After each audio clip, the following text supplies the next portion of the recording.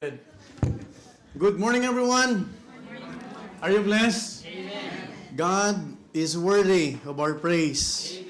And that's the reason why we need to worship Him in spirit and truth with all our might, with all our soul, and with all our strength. Tayo po ay dapat na nakikitaan na ng pananambahan. So tayo po ay manatiling nakatayo. And I hope that you have your Bible with you.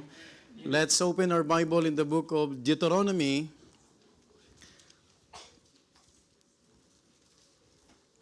Deuteronomy chapter 29, beginning from verse 1 down to verse 6. And if you are there, please say amen. Amen. Deuteronomy chapter 29, beginning from verse 1. I'll be reading from verse 1, and then you read verse 2. And then when we reach verse 6, we will read all together. Can I hear amen? Amen. Deuteronomy chapter 29, verse 1, the Bible tells us, "These are the words of the covenant which the Lord commanded Moses to make with the children of Israel in the land of Moab, beside the covenant which he made with them in Horeb."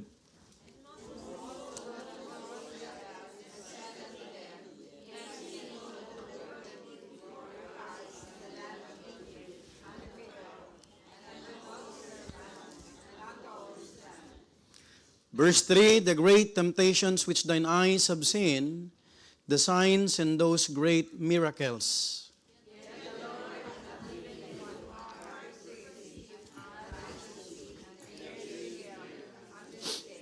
Verse 5, "And I have led you 40 years in the wilderness. Your clothes are not waxen old upon you, and thy shoe is not waxen old upon thy foot." All together now read. "Ye have not eaten bread, neither have ye drunk wine or strong drink, that ye may know that I am the Lord your God." Let's go to the Lord in prayer. Heavenly Father, once again, thank you, Father, for this time. As a church, we could honor you, Lord. We could magnify thy holy name. Thank you for reminding us that you are worthy of our praise, O Father. Lord, please accept our worship as we humble ourselves before thee. And if there are sins, Lord, that we haven't yet asked your forgiveness, Lord, please continue to cleanse us through the blood of the Lord Jesus Christ. And this morning, O Father, help thy servant, O God, to be a channel of blessing to your people. Help me, Lord, to organize my thoughts. And I pray, Father, if there's anyone, Lord, in this four corner of this room, Lord, who needs to be born again in a Bible way, even, Lord, for those visitors that we have online, I pray, Father, that you will continue to speak in their hearts through your word, because we are taught that faith cometh by hearing, and hearing by thy word. O Father, please continue to give us a sanctified heart, a tender heart, that we could worship you, Lord, in spirit and truth, O Father. Lord, we entrust everything to you in the mighty name of the Lord Jesus Christ. Amen and amen. Please be seated.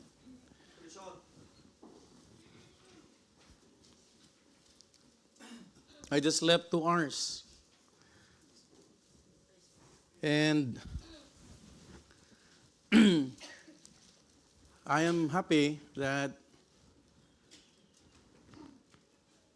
God continues to provide our needs.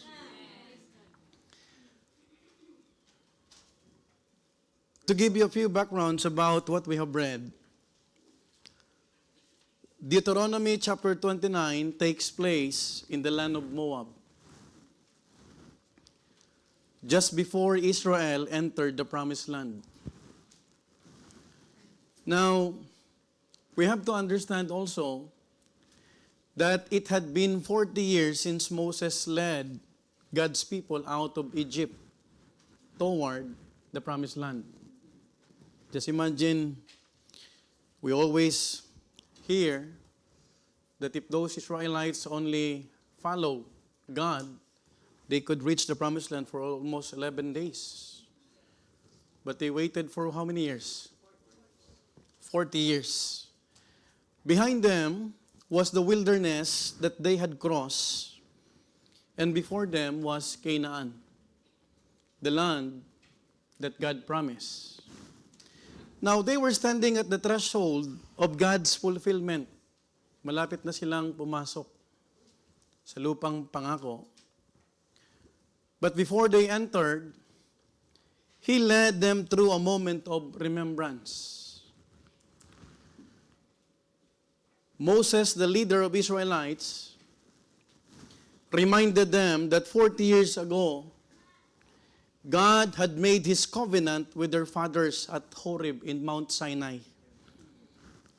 And that generation had witnessed His power in Egypt. Not only that, they have heard God's voice at Sinai and received specifically the 10 Commandments or the law. But because of unbelief, murmurings and complaint, that generation perished in the wilderness. So yung mga umalis sa Egypt kasama ni Moses, namatay. But now, a new generation stands in their place. This new generation had seen Egypt as their fathers had. Kasi yung iba doon ay bata pa. Imagine kung ikaw ay pinanganak ng 1-year-old o 4 years old ka pa lang, hindi mo pa alam yung mga nangyayari sa Egypt. Are you following? Because after 40 years, meaning to say, if you are 3 years old, you are now 43. They had not stood trembling at Sinai, but they have lived every day under God's sustaining hand. And my dear beloved brethren, not only that, they had also walked the same wilderness. And they had endured the same harsh conditions. And now, before they enter the promised land, God renews His covenant with them personally. But instead of pointing them to monuments, listen to this, God pointed them to something they had carried with them every single day. Something ordinary, something often neglected. And what is that, Pastor? Their shoes. This morning, allow me to preach a message I entitled, Look at Your Shoes.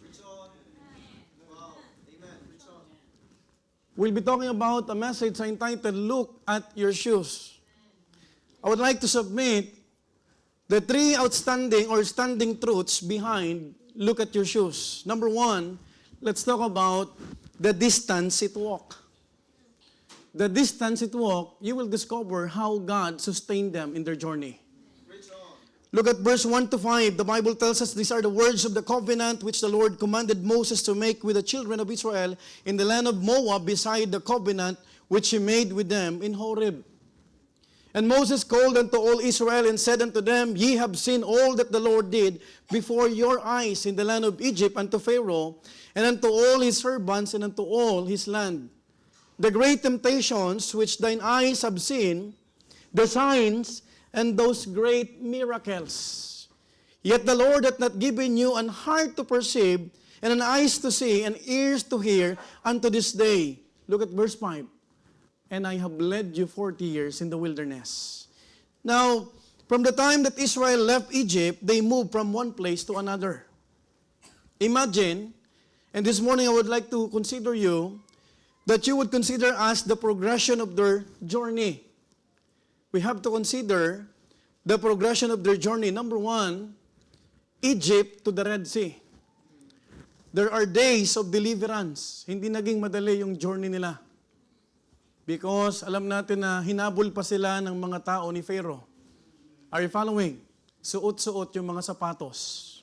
Yung mga sandals. Number 2, from Red Sea to Mount Sinai. And it's about 3 months, according to Exodus 19:1. Look at what the Bible says. In the 3rd month, when the children of Israel were gone forth out of the land of Egypt, the same day came they into the wilderness of Sinai.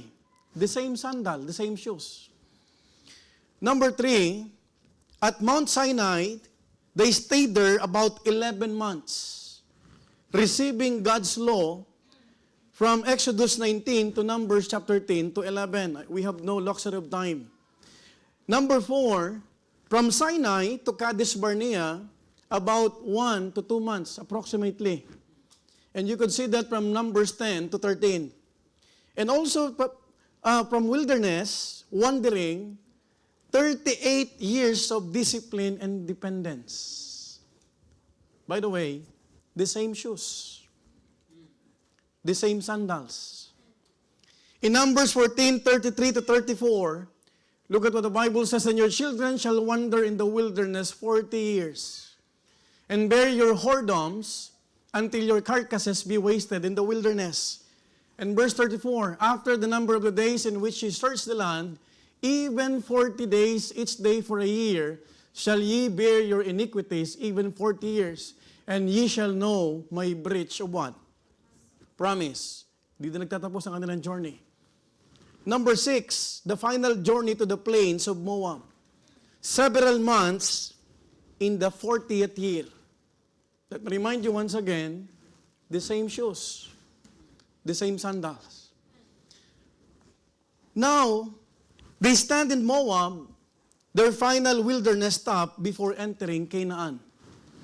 We have to understand that they survived the cold, the heat, the blessings, the chastenings, the miracles, the deaths of their disobedient loved ones, and even the pagan temptations in Baal Peor. Folks, my dear beloved brethren, imagine how wilderness has shaped them and how far they have come. Ang daming nangyari. Kung ilang taon tayo dito sa Italia o sa Europa, ang daming nang nangyari at daming nabago. Are you following? You know what? Now, they were just, mga kapatid, you have to understand, imagine how many miles they walk in their shoes. Mula sa Egypt hanggang doon sa bungad ng Promised Land, ilang miles, ilang kilometro na ang kanilang nilakad. By the way, they are not riding a chariot. They are walking barefoot. Are you following? The same shoes, the same sandals. But now, they were just a stone's throw away from the place that was promised to them and their fathers. And yet, in verse 5, the Lord did not say, you survived 40 years. But let me tell you, look at what the Bible says, I have led you 40 years. Ilang taon na tayo sa Europa? And I hope that no one will tell yourself or convince yourself that you have survived because of you. Nandito tayong lahat, nandyan ka sa Malta, nandyan ka sa UK, nandito ka sa Milan, or even in Rome, we are here in Milan. It's not because we're good. It's not because we're strong. It is all because God led us. Kung wala ang Panginoon, wala tayong lahat dito. And I hope that we will be reminded about the shoes, mga minamahal ko. What seems to be a journey of endurance was redirected by God, that it was His divine care and leadership that sustained them all these years. Alam mo ba, kung wala ang habag ng Panginoon, baka isa na tayo sa namatay during the pandemic. Naalala mo pa ba kung paano tayo pinoprovide at iniingatan ng Panginoon? Why? Because every step they took was under God's divine direction. That is why it's very important to remind them, because minsan mabilis tayo makalimot. Ang akala natin dahil nagda-diet tayo, ang akala natin masasarap at masustansyang mga kinakain natin, kaya tayo may lakas. But hey, listen. Please be reminded, it is God who led us. Amen. Folks, my dear beloved brethren, when they left Egypt, they did not know the route. Wala pang compass, walang GPS, walang Waze, walang TomTom navigator. We have to remember, when they face obstacles, they did not know the outcome. But thank God, because God knew it. Hindi ka pa man, kapatid, nawawala sa mundo, sa Europa, alam na ng Panginoon yung dulo natin. Because God knows everything. He led them by the cloud in the day, in the fire, in the night. Have you remembered that? He determined when they would move and when they would stop. Lahat ng provision ay ginamit at pinakita ng Panginoon. By the way, there are many things that God can do for us. God can use even the hands of Pharaoh to prosper his people. And even God used their hands na sila ay makatanggap ng blessings. Amen po ba? Even the hands of the enemy. And even they have seen the hands of God. Extraordinary. when the Red Sea were departed. Naalala niyo po yung kapatid? Hindi kamay ni Pharaoh, hindi kamay nila, at hindi kamay ng kusino man, kamay ng Diyos. That is why I want you to remind all these things because lahat ng probisyon na binigay ng Panginoon, huwag nating kakalimutan na ang Panginoon ang nagbigay niyan. In many forms, in many ways, because God can use everyone or anything just to bless us and provide us. Folks, my dear beloved brethren, we have to understand also that He fed them with angels' food, and we call them manna. Their shoes had walked every step of the wilderness, but it never walked alone. Kasama nila ang Panginoon. And do you know, kapatid, there were days when they did not know where the path was leading. Why? Because there were times when the route did not make sense. Imagine kung tinahak lang nila yung tinatawag na promised land, ang bilis lang naman makapunta doon. 11 days. Pero paikot-ikot sila sa wilderness. Imagine, 40 years. Wala pang isang buwan, nandun na dapat sila. Folks, my dear beloved brethren, their shoes move only when God move. Alam mo ba kahit anong gawin mo sa buhay kung wala ang Panginoon, wala kang mapupuntahan. Just like these people. They have their own, the same sandal, the same shoes, but where are they? They are what? Wandering in the wilderness. The same shoes. The same sandals. And do you know, kapatid, God can prolong their stay in the wilderness kung hindi sila sumunod sa Panginoon. Do you know God can do that? Do you know God can make a way na ikaw, kapatid, ay umikot-ikot lang sa buhay na to? You know what? We have to remember that when the cloud lifted, they walk. Have you remembered that? When the cloud stayed, they remained. Sino ang nagpadala ng clouds? Yung Panginoon. And with all the distance they walk, it is tempting for them to say, we made it. God reminded them that it was Him all along. Kasi minsan, kapatid, nakakalimot ang tao na dahil sa sipag niya at tiyaga niya, nakakalimutan niya na ang nagbigay ng lahat yung Panginoon. Folks, my dear beloved brethren, they were not yet in the place where they wanted to be, but they have already far from the place where they were not supposed to be. From Egypt, nandun na sila sa bungad ng Promised Land. To simply say, kapatid, in Tagalog, malayo na sila pero malapit na. Ang layo na ng kanilang nilakbay. Nandun na sila sa bungad ng Promised Land. Now, what we could understand and we could learn from this, I'd like to submit important questions we all need to reflect on. Where are we today?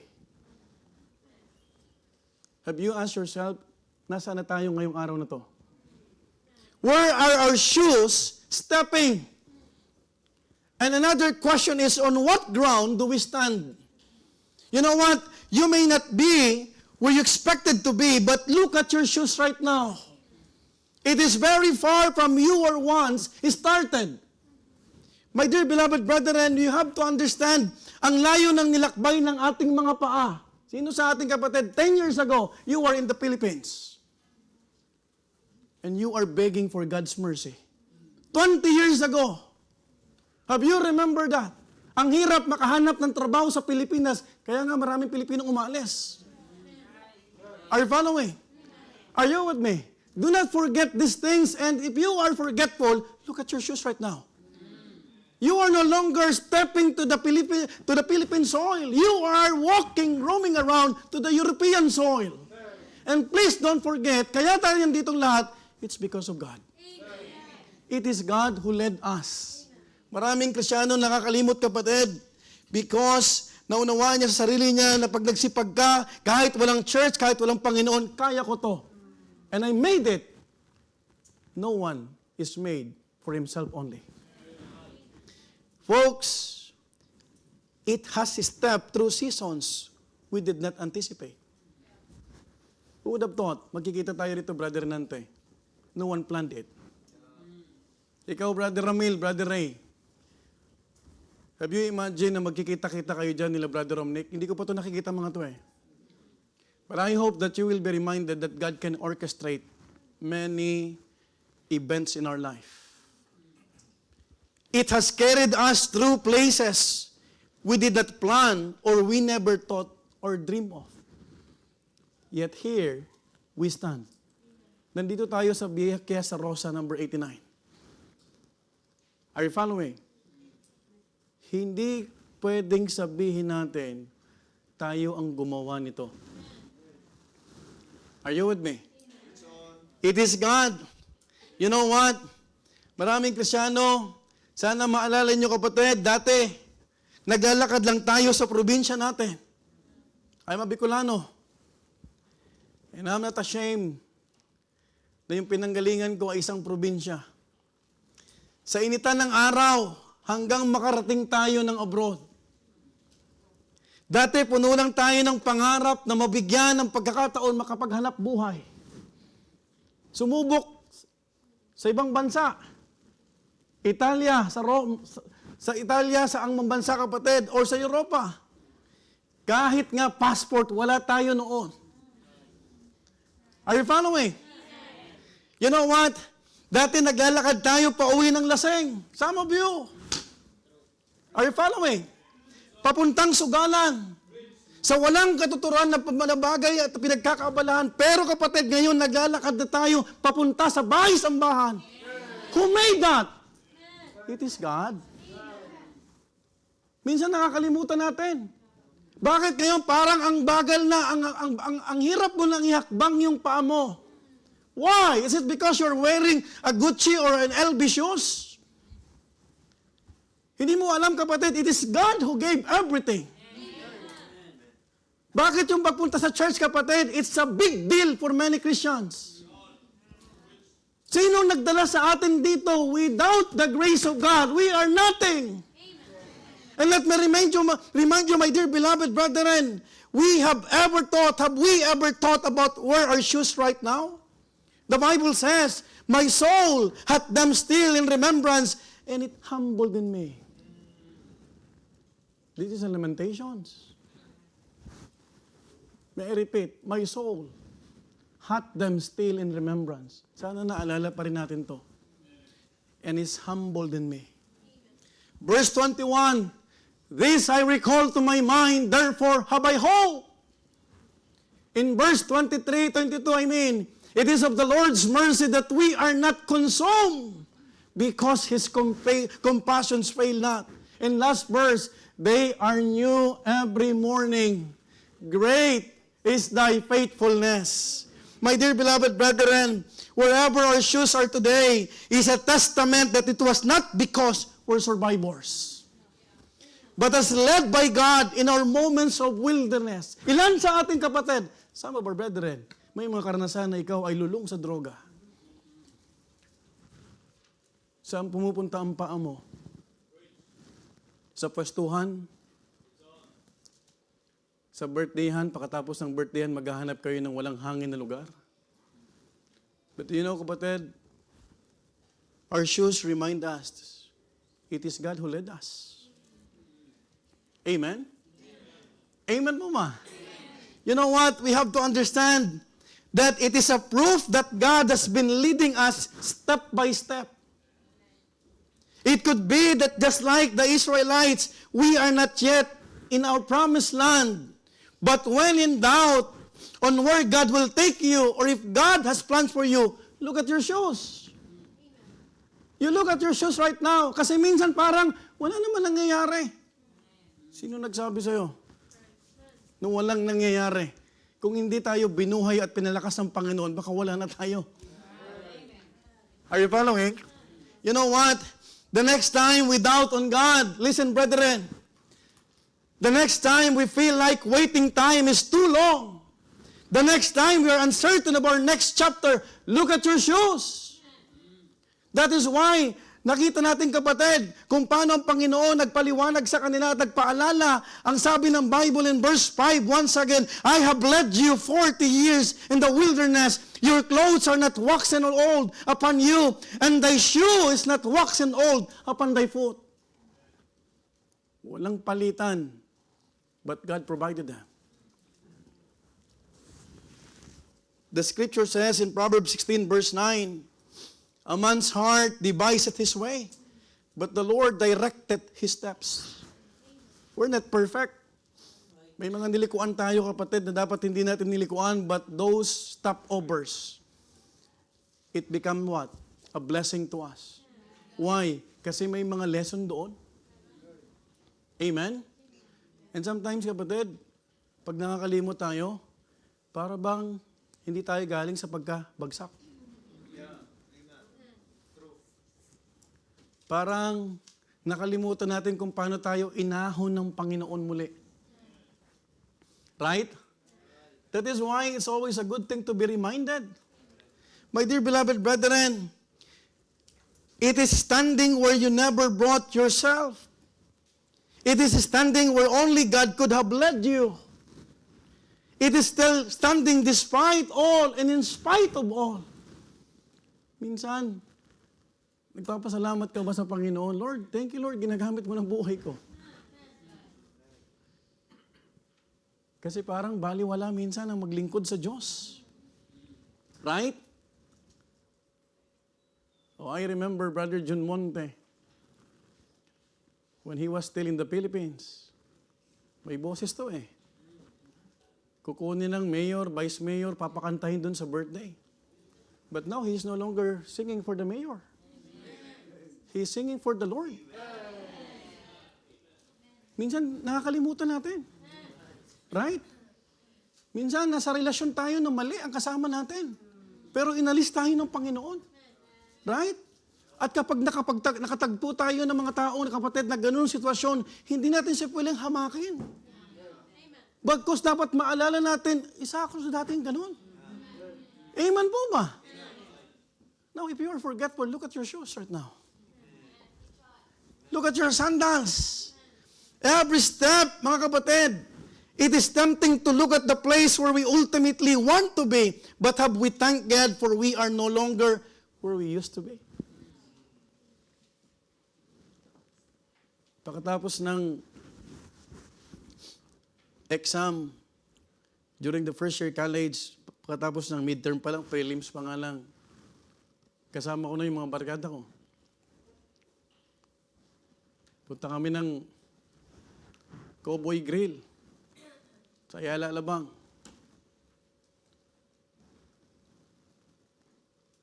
Hindi ko man lang inisip na isang araw tatayo ako sa pulpito at magbabahagi ng salita ng Panginoon.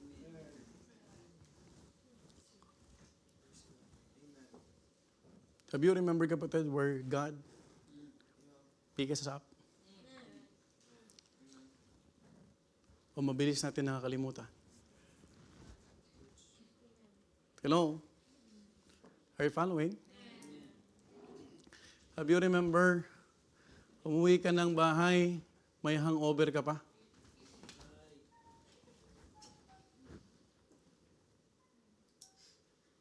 Sobrang saya mo, yung saya ng mundo, pero naghahanap ka ng Lucky Me noodles. I have a secretary in the Philippines. She's very good. When I was in the world, walang direksyon ng buhay. 20 plus years old, I am holding millions of pesos. Alam ko na mga kapatid ko. Because we put up a business. I was given a chance to run a business. Hindi negosyong tabi-tabi lang. But I've learned yung isang event sa buhay mo na parang ayaw mo nang balikan. Because kung wala ang habag at ang biyaya ng Diyos, yung sapatos natin nandun sa diskuhan. Hello? Yung sapatos na sinusuot natin, kasama natin yung mga taong magugulo. Na pag pinakinggan mo sila, mura at puwang, punong-puno ng kasanlibutan. Are you following? Yung iba sa atin, yung sapatos natin, nakikita natin sa sugalan. Biyernes, Sabado pa lang, nasa sugalan na, uuwi, Lunes na madaling araw. Are you following? Look at your shoes right now. And I hope we will be reminded how God is faithful to all of us. Kasi minsan, hindi mo nabibigyan ng value kung paano ka ngayon naglilingkod sa Diyos na buhay. Na hindi ka kapatid nakainom, wala kang hangover, wala kang iniisip kapatid na may naagrabyado ka kapatid, wala kang iniisip na kapahamakan because you are in the perfect will of God. You know what? You have to remind yourself every step your shoes have taken is a reminder not just of getting through, but of God's constant guidance and care carrying you forward. Mga kapatid ko, sana maalala natin sa bawat hakbang ng inyong sapatos ay isa tong paalala. Hindi lamang na tayo ay sa pagkatagumpay sa buhay na ito ay may mga pagsubok na pinagdaanan, kundi ng walang humpay na paggabay at pangangalaga ng Diyos. Imagine, yung mga paa natin noon, walang direksyon. Right? Tama po ba? Folks, listen. Kung wala ang ministeryo at kung wala ang Panginoon, saan kaya tayo?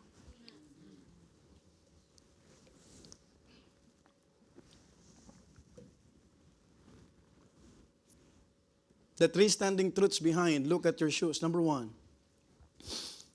the distance it walked. God sustained their journey. Number two, the durability it withstood. And we will learn that God did not only guide them in their journey, God sustained their necessities. Look at verse 5. And I have led you 40 years in the wilderness. Your clothes are not waxen old upon you, and thy shoe is not waxen old upon thy foot. The same God who led their steps also sustained their needs. When their clothes were exposed to the heat of the day and the cold of the night, let me remind you, God sustained them. Folks, huwag mo sanang kalimutan nung nagsisimula ka pa lang sa Italia, baka isa ka sa mga nasa parko, ang kinakain mo, pinagkakasya mo yung pera mo. Minsan nakakalimutan natin to. Nung masagana na, wala na ang Panginoon. Hello? There are many Filipinos, makikita mo sa parko kapatid, and sometimes we experience this. Para mapagkasya yung oras. Para mapagkasya yung pera. Pero maraming tao nakakalimot kung paano nag-provide ang Panginoon. Believe me or not, when their clothes were exposed, mga kapatid, when their shoes stepped on rough ground, walang asfalto doon sa wilderness. Sharp stones and endless miles, God preserved them. In the wilderness, hindi madali. Nandun yung mga viper. Hello? Walang ilaw. And look what God said.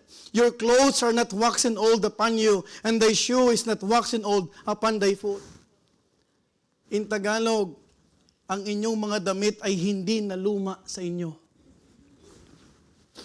At ang inyong sapatos ay hindi naluma sa inyong paa. Let us be reminded, my dear beloved brethren, wilderness was not a place of supply. It was a place of scarcity. There were no markets, no mall, no replacements, no provisions of their own making. If your shoe got broken, you cannot go to Geox. Right? Hindi ka pwede tumakbo kahit sa Sara. Right? Tama po ba? Para palitan.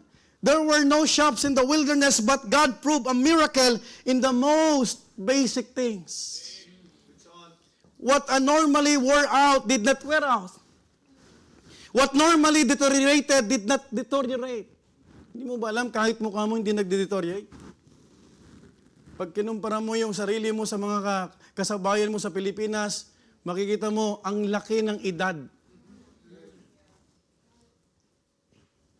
But there are many Christians who did not give time for this, to be grateful to the Lord. You know what? Let me ask you this question. What's the average lifespan of clothes?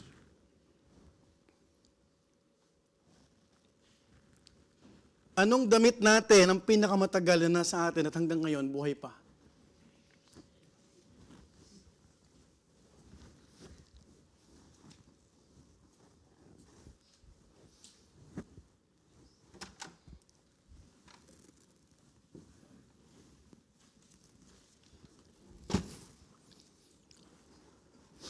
When we got married, wala pa si Gab, prayer pa lang. We have only one towel. And that towel is almost 13 years. And you can see this towel in our house. It's a bench towel.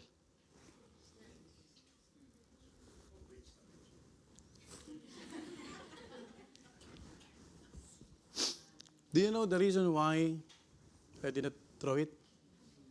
Because it reminds me. Saan kami nagsimula? Pag pumunta kayo ng bahay, punta kayo ng banyo, makikita nyo to.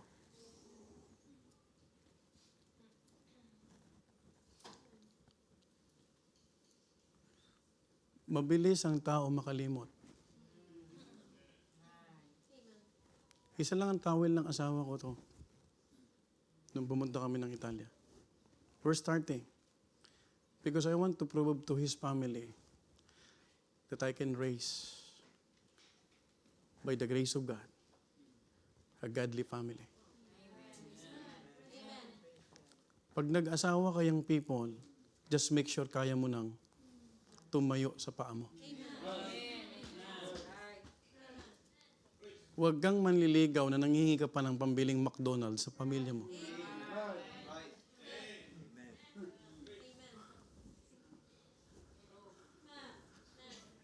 It reminds me always. This is already going to 14. Nasa prayer pa lang si Gab. Wala pang Gab. But you could see this in the cabinet. Pag binuksan mo, marami ng ngayon, you have no, at least 10 towels. May Lacoste, may galing sa Lefay. Do you know what? Huwag natin kakalimutan sino ang nagdala sa atin. Sino ang nagbibigay ng lakas sa iyo para makapagtrabaho? Are you following? That is why when you understand that it is God who supply everything, wala kang magiging dahilan para talikuran ng Diyos.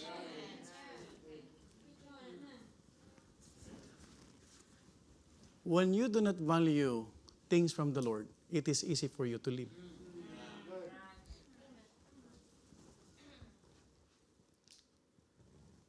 Kung hindi mo papahalagaan yung binigay ng Panginoon at hindi mo na-appreciate yung kadakilaan niya, why would I keep this?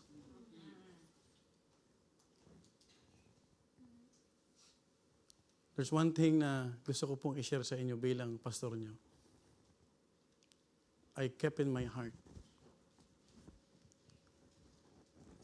those sacrifices that you have exhibited before the Lord. Kasi maraming beses, pag nakakaluwag na tayo, inaatsapwera natin ng Diyos.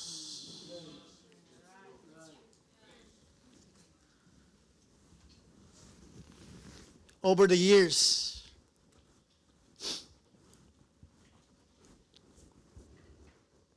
they're wearing the same sandals. Do you think nagpalit sila ng sandals? The same shoes. Kung anong suot nila sa Egypt, at magugulat ka, hindi nasira. Pero walang isa man lang na Israelita ang nagpasalamat.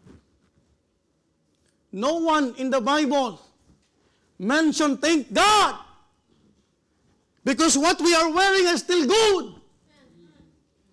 Katulad natin yung mga malilit na bagay, hindi tayo nagpapasalamat. Because these are basic things only. But I would like to remind you all, yung mga maliliit na bagay, pag hindi mo kayang pasalamatan, much more yung malalaking bagay.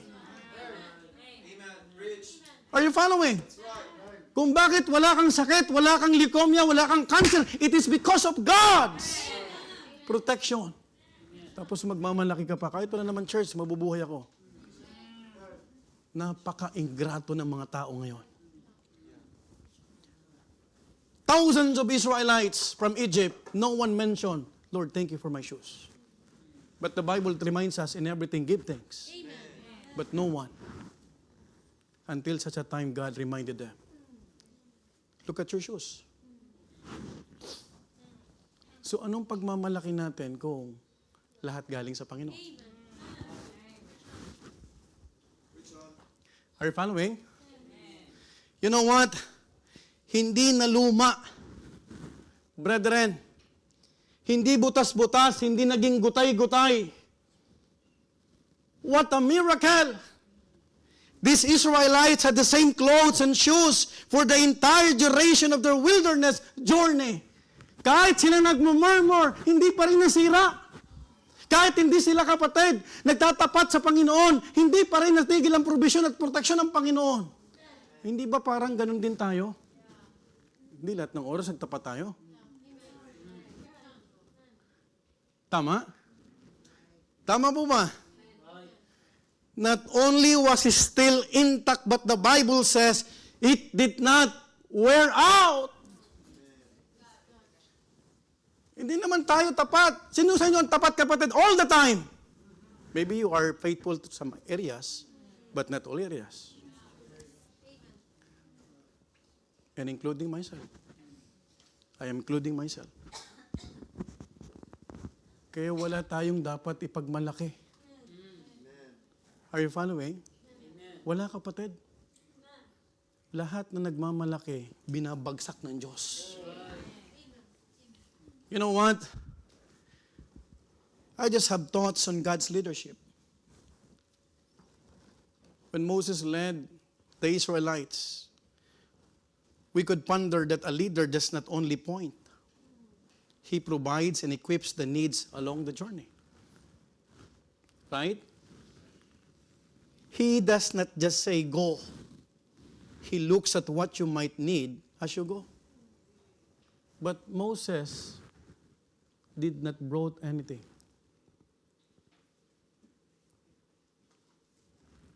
Because the one who provides everything is God. Every intact thread was proof of God's faithfulness. Walang sira. Yung damit, saan sila kukuha ng damit doon? Wilderness yun. Right? Tama? Saan sila bibili ng sapatos? Wala nga sila mga pera. Takot, they were trembling na makaalis doon because the chariots of Pharaoh, hinahabol sila. Hello? And I do believe with all my heart, Bible scholars believe, ang daming mga treasure doon sa Red Sea. Kasi they were running for their lives. Maisip mo ba yung gold? Maisip mo pa yung damit? Kung ang naghahabol sa iyo ay kamatayan? You cannot think about it. You will think about your what? Your life. Tama mo ma. Kaya wala silang dala. Kung anong suot nila, kung anong nandun sa kanila kapatid, yun sila. Pero hindi nasira. Minsan ginagamit ka na ng Panginoon. Nandun na lahat ng provisions. Gusto mo pang umalis. Kaya hindi na alis si Sister Mona eh. Hindi na pupunta ng Denmark.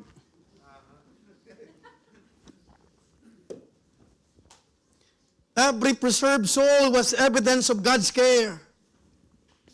And maybe this was something that the Israelites got used to and did not thank God for it. You know what? Sometimes we look at heaven and ask God for new provision without looking down and recognizing that He already provided on our faith. So natin bagong provision, pero hindi mo nga makuha ang pasalamatan yung provide na.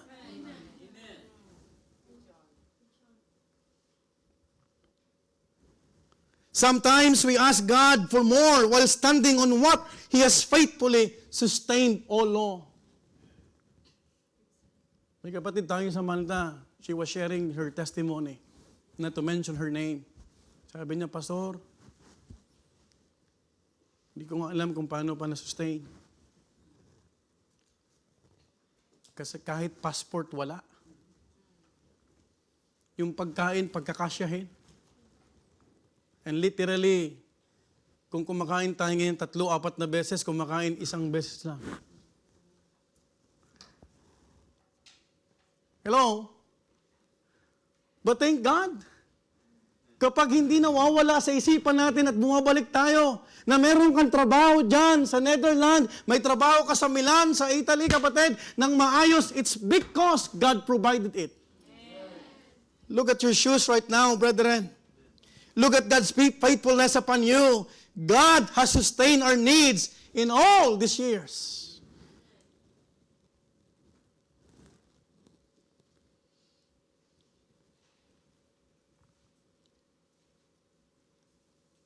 Dati, ang may sasakyan lang yung pastor nyo.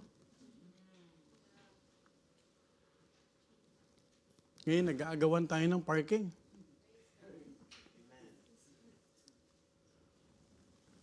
Hello? Dati ang damit nyo, ilan-ilan lang. Totoo? Huwag naman tayo maging ungrateful.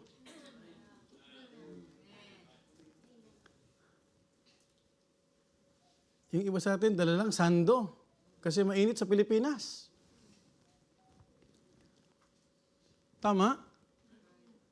Yung iba sa atin, kapatid, kahit linggo nagmumukmuk sa bahay dahil walang kapayapaan. Ngayon, may mga kapatiran tayo, they were thankful because pagpunta nila rito, nakakahinga. May peace. Sino may gawa? Ha?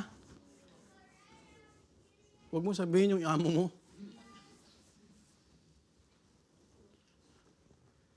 It's God. Amen. Brethren, sometimes we measure God's faithfulness by what He gives. But there are times when His faithfulness is seen in what He preserves. Why? Because God's providence is not found only in the addition, but in the preservation. Ang blessing hindi lang sa may nadadagdag sa'yo. Yung ma-preserve yung family mo, yung asawa mo hindi nang babae. That's a blessing already. Right? I would like to believe, Sister Veronica would like to thank the Lord 1,000 times or million times about Brother Edmundo. Hindi ko kayang pasensya nito eh.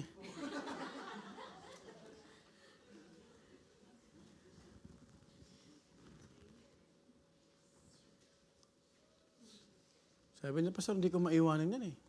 Amore ko yan eh. Ang sweet.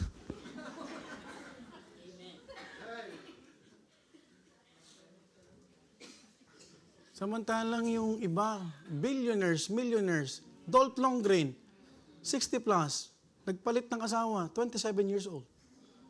May pera eh. Right? Tama mo ba? Wala sa kanila yan eh. Pero yung may matapat kang asawa, na ang isip lang si mamita, it's a blessing. Hindi yan tumitingin sa Peruviana, Italiana, mamita lang.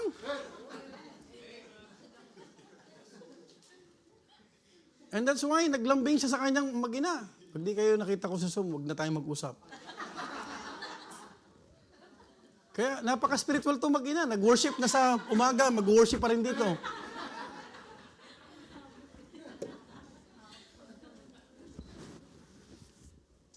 I'll give an example. Blessings are not just gained wealth, but sustained health.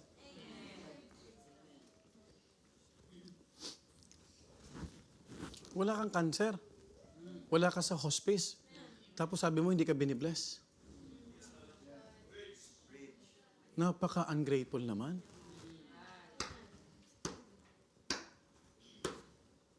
In Psalm 103 verse 2, bless the Lord, O my soul, and forget not all His benefits. When our health is preserved, when our strength at 50, 60, 70 still does not wax old, when we can still work and we can still serve to our employers. May mga nagpipensyon na rito, nagtatrabaho pa. But do you know, kapatid, yung ibang mga tatanda sa Pilipinas, wala na.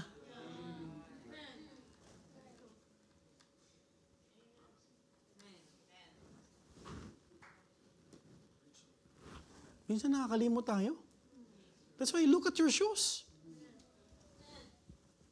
Look at your shoe. Ang dami nating hinahanap. Pero yung binigay na sa atin, hindi man natin makuhang magpasalamat. Ang dami mong tanong. Hindi mo man lang tinatanong ang Panginoon, Panginoon, bakit mo ako pinagpapala? I am not worthy.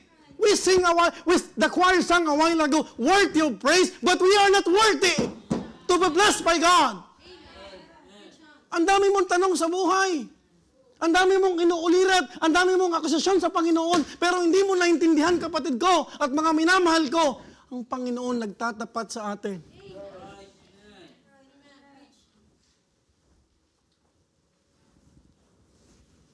The reason why I just slept 2 hours, because God reminded me everything. Sabi ko, Lord,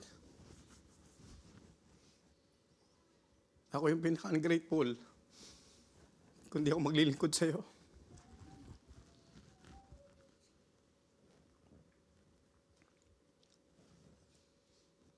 He reminded me many things. Wala kami dating gab.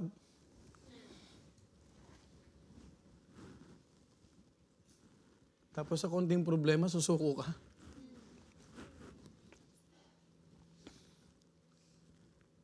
Sa konting misunderstanding, tatablahin mo yung Panginoon.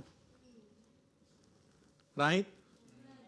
Sa mga maliliit na preferences, isasantabi mo ang church.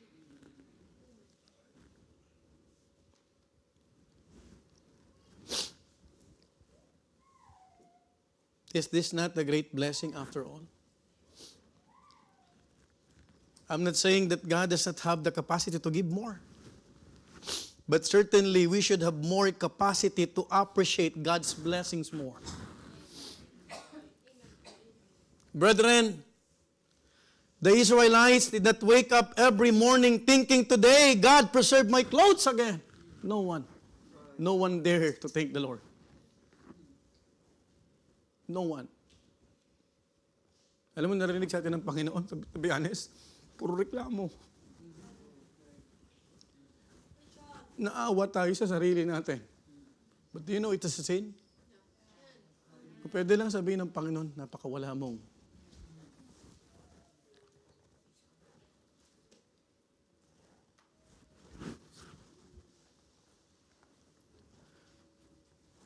Ang daming bagay na binigay ng Panginoon, pero di mo makuha pasalamat. Hanap tayo ng hanap. We're even questioning God. But look at your shoes this morning.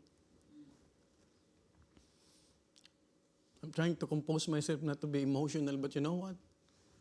God reminded me everything. Wala naman to dati.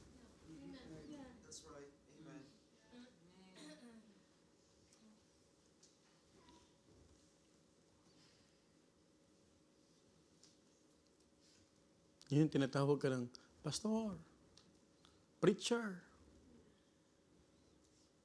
Pag may nanghihingi ng payo sa'yo, pinapakinggan ka na.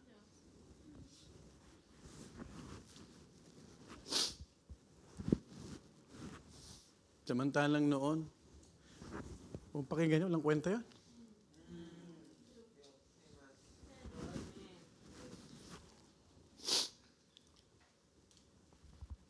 They simply put them on and continued their day. Wala eh. They did not notice the miracle because it was constant.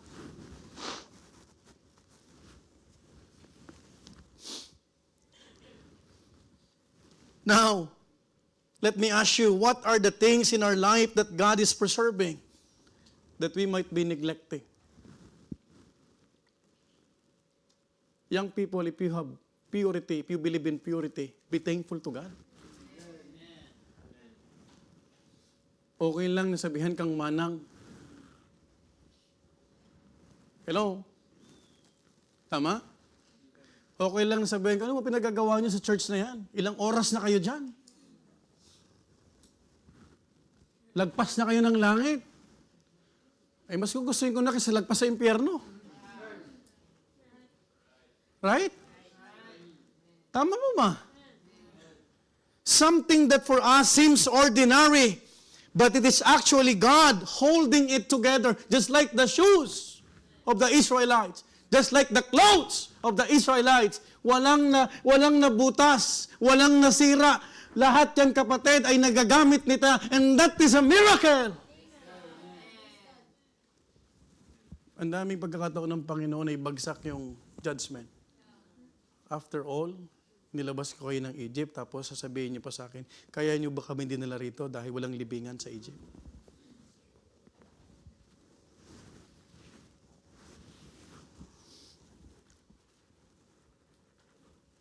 You have food on the table. There's one thing that I pray to the Lord. Sabi ko, Lord, magbibigay ako ng buhay sa'yo. I told you many times, I'm not boasting. Binata pa lang ako, naghahawak na ako ng pera. Alam to ng mga kapatid ko. Hindi ako nagpastor dahil wala akong magawa sa buhay. I have people, I have staff. Alam mo, sabi ko sa Panginoon, Lord, kung magkakapamilya ako, Lord, huwag mo lang kaming gutumin.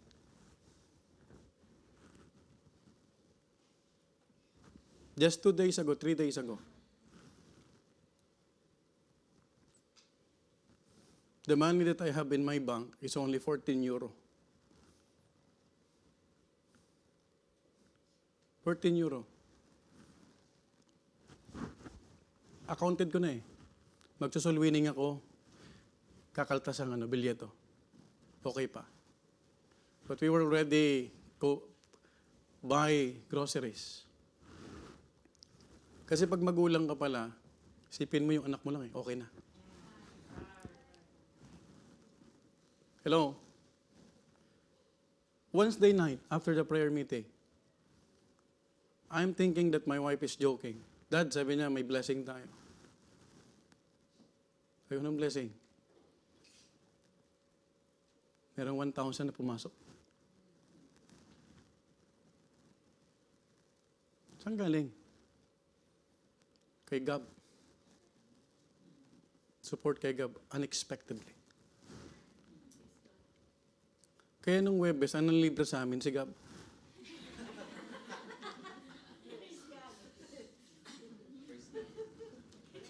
Kaya mamaya, manilibre ako sa inyo mamaya. Papapansit ako eh.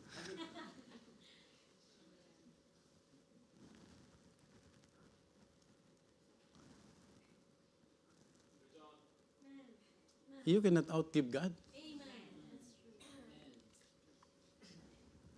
Amen? But the question is,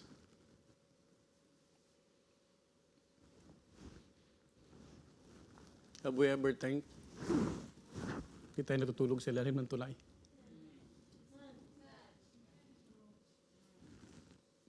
May pagkain yung ref.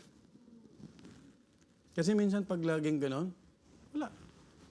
It's normal. Pagbukas mo ng ref, normal na kukunin mo yung pagkain. Parang wala na sa atin eh.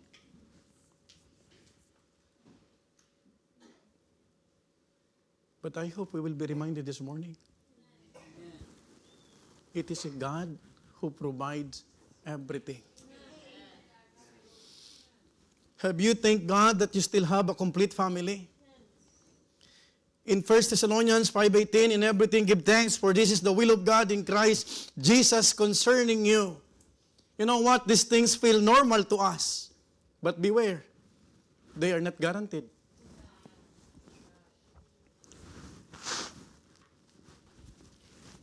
I was listening to Pastor Ken's message in Makati.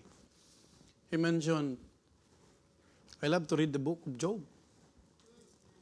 But I don't want to be a Job.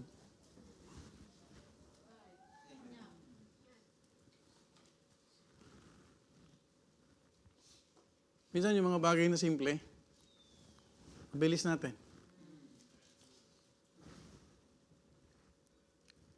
These things, and at any moment, without God's sustaining hand, everything we call normal can be taken away. Pag hindi natin pinahalagaan yung mga sabi mong basic at normal, baka isang araw mawala yan. How long has God sustained us without hearing gratitude from us? How many years has He preserved our strength, our family, our ability to stand, and yet we have treated as normal? Sabi ko kay Brother Jed, Brad, you give time for the Lord. Minsan nag-heart to heart kami niyan. Alam ko ikaw ang pinakamalakas na lalaki dito sa Bethany Milan. Pero hindi lahat ng oras ikaw malakas. Maybe today, but it's not a guarantee that you will be strong even for the coming days. If you have business, may negosyo ka, may kabuhayan ka, may trabaho ka, kapatid, mahalin mo yan. Pasalamatan mo ang Panginoon. Ibalik mo yung para sa Panginoon. Hello? Hindi yung lahat yan. Remember, we are reminded, tithes is returning what belongs to the Lord. Tama? O, hindi ako nagpaparinig. Kahit di ka magbigay, God will provide this church.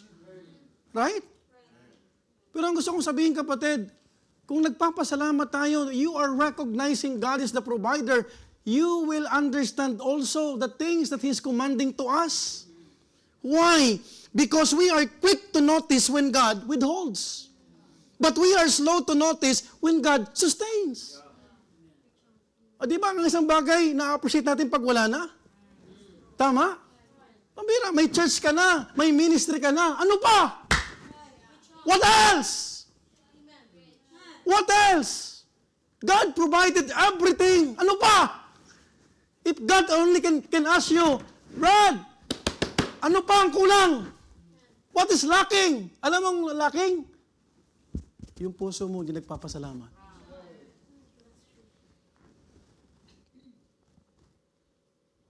Do pray for the Bian sisters. They're buying a property amounting to 350,000. Nagkakatawaran na sila. 7 years ago, 8 years ago, mga musmusin to eh. Pinalayas to ng kanilang magulang dahil nagpabaptize.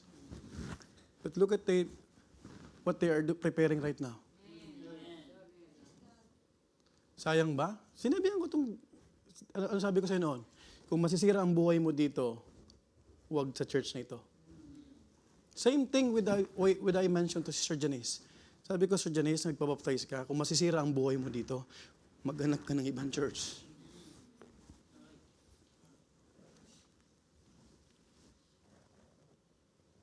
What's the use of the... Alam mo, pupuntahan ka, tapos sira ang buhay mo. The same thing. Sabi ko kay Brother Ray. Pero pag nagbigay ka ng buhay sa Panginoon, ito nga, hindi pa faithful eh. Hello? Kasi may mga unfaithfulness tayo. Huwag tayong magsinungaling. Meron tayong mga unfaithfulness. Pero ang Panginoon hindi nagpabaya. Hindi niya tayo binitawan. Right? He is upholding us. Ilang beses na gusto natin umalis sa kalooban ng Panginoon. Iniisip mo na, enough, ayoko na. But God is holding you. Di ba? Di ba protection ng Panginoon yan? Saan tayo kung wala tayo sa kalooban ng Panginoon? Can we boast before God? Lord, I can go on, I can move forward without you. You cannot never imagine what kind of life you will have apart from His will. Folks, let us look twice, thrice, or 1,000 times this time with thanking God for the blessings, for your shoes, for our strength, and for the simple things He has faithfully sustained. In Deuteronomy chapter 8, verse 4, look at what the Bible says, thy raiment wax not old upon thee, neither did thy foot swell. Hindi lang nabutas, kapatid, yung sapatos, kahit yung paa nila, hindi na maga. Look at your shoes. This is protection. Hindi na maga. Hindi lang iningatan yung sapatos, yung sandal. Pati yung paa nila. Wala man lang namaga. Hindi pa sila tapat noon.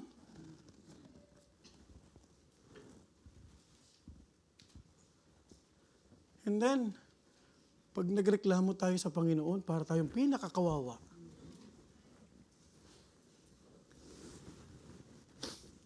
Hindi lang sinagot yung pinagpipray mo, nagtatampo ka sa Panginoon. Right? Some of you are praying without understanding that it's not the will of God. Don't pray for a life partner na hindi anak ng Diyos. Na-mention ko ito noong linggo, di ba? Kahit blue eyes. Huwag mo nang ipilit. Afam, pastor, afam. Ano afam?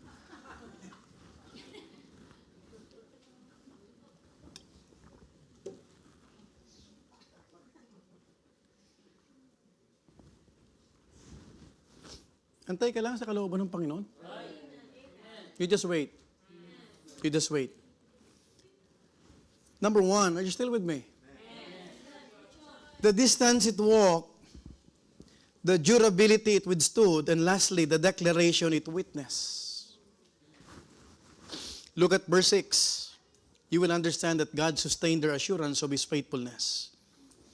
Ye have not eaten bread, neither have ye drunk wine or strong drink, that ye might know that I am the Lord your God.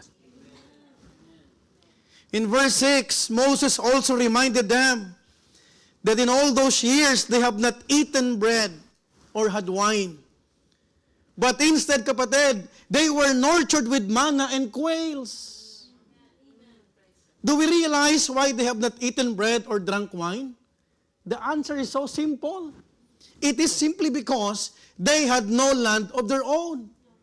Gusto kong ipaalala sa inyo, in the wilderness, they had no farms. In the wilderness, no fields to plant wheat. No harvest cycles, no vineyards. Wilderness yon. Pero kahit wilderness yon, merong mana. Merong karne.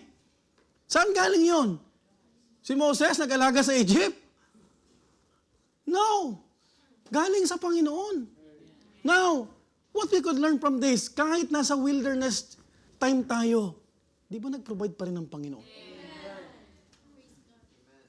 Yung may mga ginagawa tayong sa dilim lang na ayaw na natin balikan. But still, God provided. Folks, they were in constant movement. And even if they pitched their tent for a long time, the land was not theirs. This is why 40 years, God Himself became their source. Imagine every morning, bumabagsak ang mana.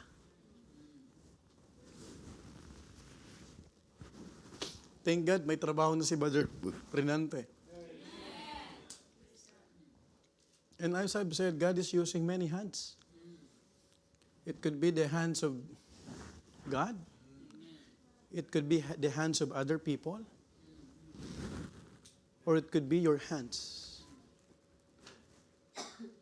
Because God can prosper us if we will just obey. Amen? Pero sa ayot sa gusto mo, maniwala ko hindi, ang blessing sa Panginoon galing. Hindi sa atin. Tama? Tama po ba? Now, in 40 years, each provision they received did not come from their labor, but from the Lord. Have you asked yourself, ba't di sila pinagtanim doon? Sa 40 years, may tutubong wheat. And the purpose of God is this, that ye might know that I am the Lord your God. Kasi pag involved tayo at napapagod tayo, feeling natin tayo to. Ako ang nagsipag, ako ang nag-alaga kay senyora, kaya nararapat lang na-enjoy ko to.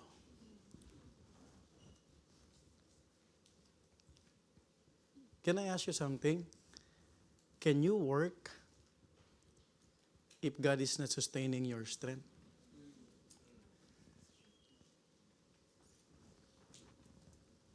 Di ba hindi? Tama? Tama po ba? So God removed natural provision so they would recognize divine provision. Huwag nating antayin, alisin ng Panginoon yung mga basic things para maalala natin ulit kung sino nagbibigay. Ako ayokong antayin yun. Masakit yun. God's sustenance was a great declaration of His faithfulness throughout the years. You know what? Their survival was not sustained by agriculture.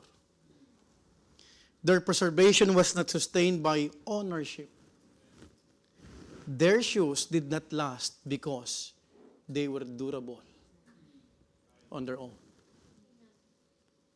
Ang sapatos, tumatagal 5-7 taon. Pero ito, 40 years na, suot pa nila. Hello? Why? When God keeps something, you cannot destroy it. Just like what Jesus Christ promised, even the gates of hell shall not prevail against it. Alam mo, lagi nating tinitignan yung kamay ng Panginoon. The best is yet to come in Bethany, Milan. Hello? Because we are not the one who is keeping this church. It is God.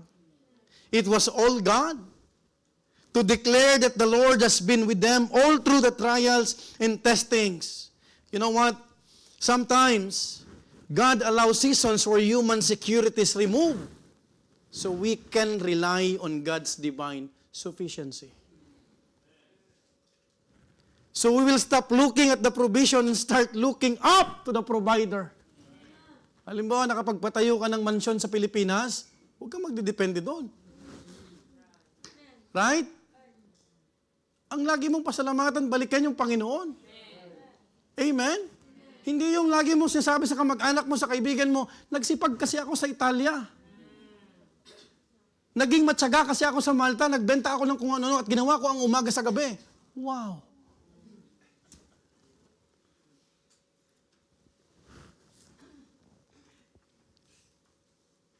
Nagkasasakyan tayo dahil sa Panginoon. You know what, folks? There are times when God reveals Himself in a burning bush, in a mighty roaring thunder. But there are also times that He revealed Himself by shoes.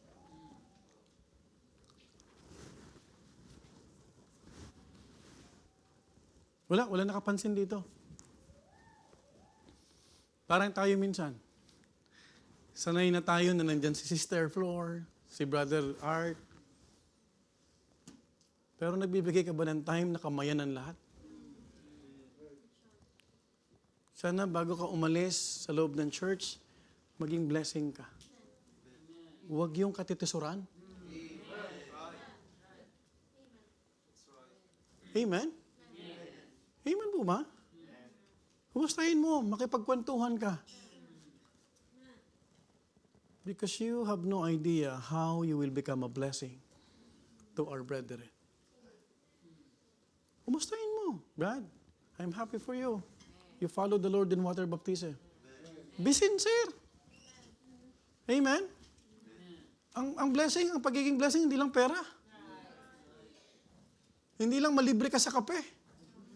Yung mangumusta ka, iparamdam mo yung init ng kamay mo, it's more than a coffee. Right? Tama po ba? Folks, remember, our shoes are a silent witness to where God has taken us and how He brought us this far. Each step we take to our personal promised land declares something, and we are not protecting ourselves. We are not supporting ourselves. We have always been under God's loving care. Yes, God's provision declares that He has never left us, but here is the greater question. Before I close, will God's people be the ones who declare it? Because in this particular verse, it is God who declared. Pero matuto tayo sa Old Testament. Pwede bang tayo naman? Pwede bang mamaya huwag kang hihingi muna? We will all declare, Lord, salamat. Niligtas mo ako. Hindi yung, Lord, bakit naman ganito? Bakit ito lang, Lord? Ang tagal ko nang pinag-pray, Lord, bakit hindi mo sinasagot? Huwag puro bakit, kapatid. Pasalamat. You know what? In conclusion, can we all look at our shoes at one last time? Look at your shoes.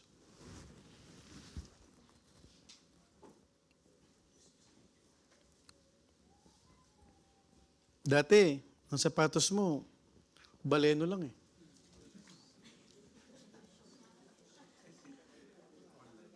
Right? May dala ka pang tsinelas na Nikon.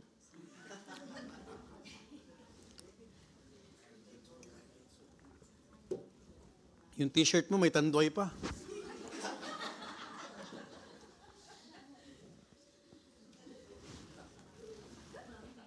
Yung brief mo, konti na lang, goodbye na.